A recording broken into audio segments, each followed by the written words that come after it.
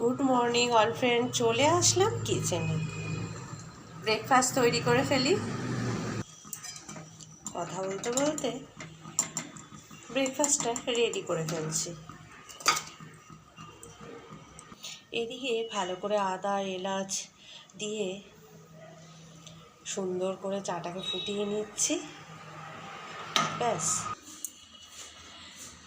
ব্যাস breakfast plate ready করে চলে আসলাম একেবারে।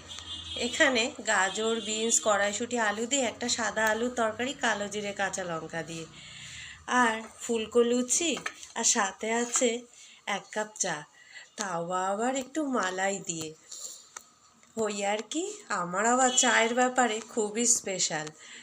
চা হবে স্পেশালভাবে, তবেই তো দিনটা ভালো কাটবে।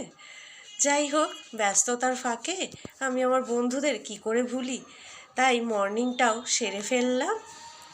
নেক্সট ভিডিওর সাথে খুব শিগগিরই দেখা হচ্ছে। এতক্ষণ ধরে ভিডিওটা দেখার জন্য অসংখ্য ধন্যবাদ প্রত্যেককে।